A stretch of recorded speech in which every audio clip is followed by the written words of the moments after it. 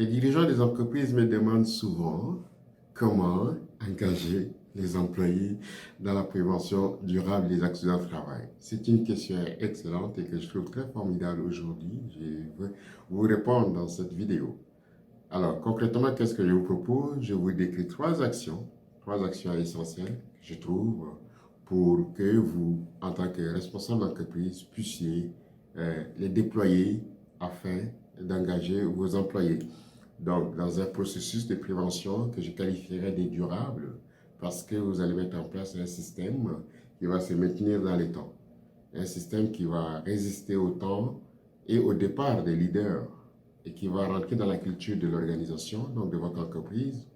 Cela aura pour avantage, premièrement, de diminuer, je dis bien de diminuer le nombre des incidents répétitifs, parce que souvent, ce sont ces incidents qui sont à l'origine des accidents graves, donc des accidents mortels. Donc, je ne vous le souhaite pas, je vous invite plutôt à mener des actions pour que cela ne survienne. Deuxièmement, vous serez capable de créer un environnement de travail que je qualifierais de sécuritaire, de sain, de salubre, puisque nous parlons d'hygiène. Et donc, quand on a un tel environnement, qu'est-ce qui arrive? On est dans une organisation productive. Les employés vont se sentir plus enthousiastes, ils vont participer. Bref, ils vont rester dans l'entreprise, ils vont être fidélisés. Ils vont donc pouvoir vous aider à améliorer votre productivité, à augmenter votre rentabilité. Alors, à la fin de cette vidéo, j'espère et je vous souhaite que vous serez capable de déployer ces trois actions dans votre organisation. Je suis Fidèle Njulu, fondateur de Fidelis Conseil et un cabinet spécialisé en prévention durable des accidents de travail. Donc, ma mission est d'aider les dirigeants des entreprises, de plus de 20 employés, donc du secteur industriel particulièrement, à prévenir les accidents du travail de manière durable par une évaluation de la situation de la prise en charge, des formations sur mesure, un accompagnement personnalisé. Donc, la question centrale ici, c'est l'engagement des employés. Comment les faire participer à la prévention? Donc, cette participation consiste donc à engager des employés qui, malheureusement, souvent restent attentifs parce qu'ils attendent des ordres, des directives pour agir. Ou dans certaines entreprises, on a constaté que même s'il y a des risques, les gens n'agissent pas. Ils attendent qu'on leur dise quoi faire. Ou bien, s'ils peuvent répertorier, identifier les risques, et c'est une autre personne, la direction, qui doit chercher des solutions. Dans cette démarche que je vous propose, je veux que les employés eux-mêmes identifient et corrigent les risques. Alors, comment vous allez procéder? Surtout qu'en 2020, la CNSST a révélé que seulement un tiers des employés, donc 32% des employés, participent effectivement à la prévention des accidents, ce qui est déplorable, qui font donc les 70%.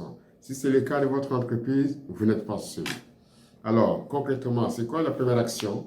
1. Il faut obtenir l'adhésion des employés. Donc, premièrement, c'est important de définir en tant qu'entreprise, d'avoir une vision claire en santé et sécurité au travail. Parce que si vous ne savez pas où vous partez, n'attendez pas que les gens vous aident à atteindre un objectif qui n'existe pas, à atteindre une cible ou aller sur une destination qui n'existe pas. OK? Donc, il faut savoir où est-ce que vous voulez partir. Et c'est important. Et c'est en fonction de là où vous voulez partir, de votre destination, que vous allez mettre en place, définir des objectifs pour pouvoir y arriver. Du moment où vous savez déjà où vous partez, il faudrait que les employés embarquent dans ces processus-là. Ils vous suivent dans ces processus. Ce qui revient à dire que vous devez chercher, coûte que coûte, à écouter vos employés. Ce n'est pas des exécutants, c'est des responsables. Vous leur donnez des responsabilités, ils vont vous le rendre au centuple, je peux même le dire, parce que c'est important. Donc, lorsque les employés sont convaincus que vous avez une vision et que votre vision consiste à prendre en charge ou à créer un environnement de travail sain et sécuritaire, ben, ils vont comprendre que vous êtes en train de les aider, que vous vous souciez de leur santé et sécurité au travail. Par conséquent, ils vont vous suivre. Donc, c'est important d'avoir cette vision. Si vous Respecter, par exemple, les règles de santé et sécurité au travail en tant que président d'entreprise ou vice-président ressources humaines. Les employés vont dire, ben, si les boss les font, pourquoi pas moi? Mais si vous êtes les premiers à ne pas, par exemple, porter juste les équipements de protection individuelle, ben, qu'est-ce que vous voulez que les gens fassent? Le chef ne les fait pas, pourquoi devrais-je les faire? Ça, c'est élémentaire. OK? Donc, une fois que vous avez obtenu l'adhésion des employés à votre vision, maintenant, la phase 2, donc deuxièmement, vous devez mobiliser les employés à travers diverses activités. Ce qui sous-entend que vous devez définir des activités de santé et sécurité au travail et puis inviter les employés à participer. Donc, qu'est-ce qu'il faut faire concrètement? C'est en posant des actes. L'humain adore voir des exemples. Ok? Vous ne pouvez pas prêcher dans les vies sans donner, sans être vous-même un exemple clair et précis. Donc, vous devez définir et organiser des activités pas n'importe lesquelles, celles qui rentrent dans le cadre de vos objectifs pour vous aider à arriver à cette destination voulue, c'est-à-dire à matérialiser votre vision. C'est un impératif. Il n'y a pas de demi-mesure. Si vous voulez aller au bout, ben vous devez vous donner des ressources pour pouvoir arriver à cela. C'est un travail en équipe et lorsque les employés vont réaliser les activités ensemble, qu'ils vont créer cette cohésion et avec le temps, va naître un esprit d'équipe, de collaboration et les gens vont être déterminés à produire des résultats. Parce qu'ils vont être fiers des premiers résultats observés, ils vont vouloir les reproduire, les répliquer. Donc c'est important. Par exemple, comment faire? Vous pouvez commencer par un sondage. Ce sondage va vous permettre de recueillir le point de vue, les opinions des employés pour connaître les attentes, qu'est-ce qu'ils veulent concrètement en matière de santé et sécurité au travail. Comment améliorer les conditions de santé et sécurité au travail dans l'entreprise. Donc, ils vont vous proposer des actions et maintenant, c'est à vous de traduire ces actions dans les faits, dans les actes. Donc, une fois les actions concrétisées, ben, il va, ah ben tiens, c'est mon idée qui a été mise en place, je suis fier, je vais y contribuer.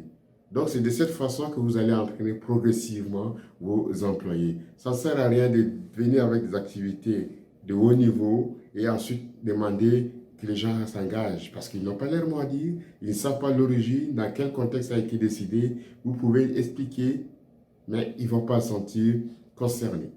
Parce que du moment où vous prenez une décision contre pour la vie de quelqu'un en ce qui les concerne et que vous ne tenez pas compte de son point de vue, de ses préoccupations, de ses désirs, assurez-vous que l'échec sera au rendez-vous.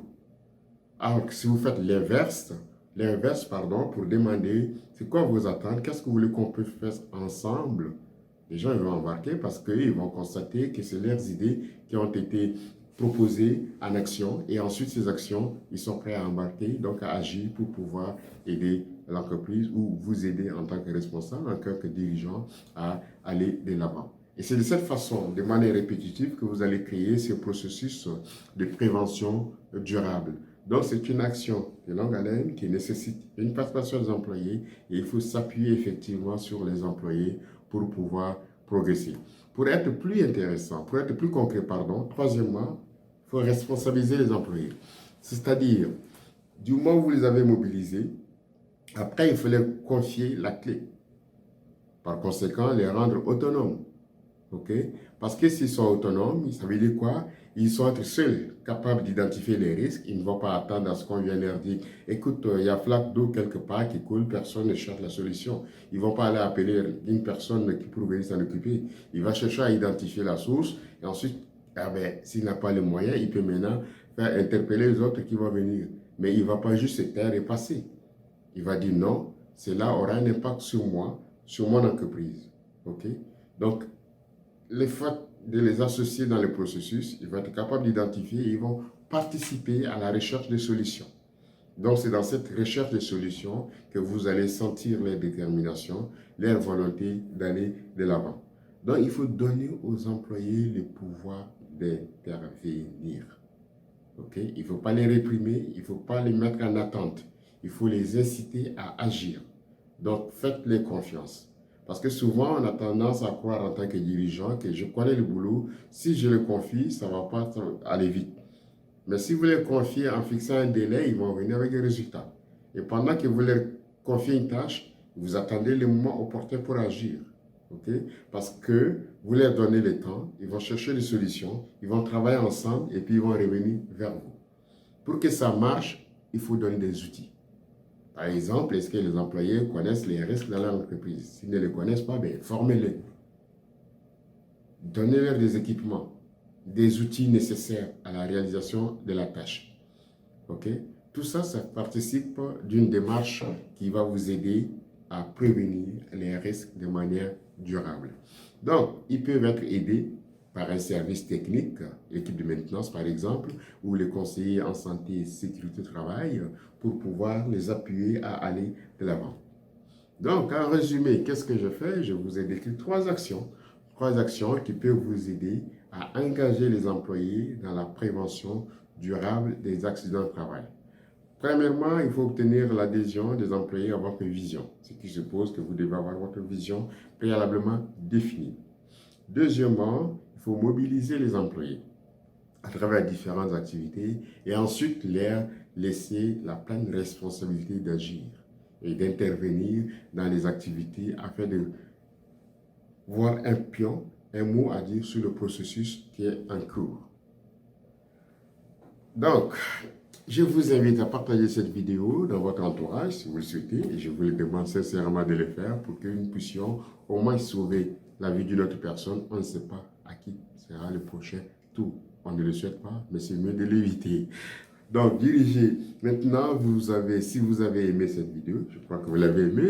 Donc, si vous voulez faire participer vos employés ou bien si vous voulez aller de l'avant en matière de prévention durable des risques, je vous invite à télécharger gratuitement un guide qui a été conçu pour vous. Ça s'appelle 5 étapes pour développer un système de prévention durable afin de diminuer les coûts, on oublie souvent ça, et les incidents et accidents au travail et de préserver surtout un environnement de travail sain, sécuritaire et stimulant. Merci.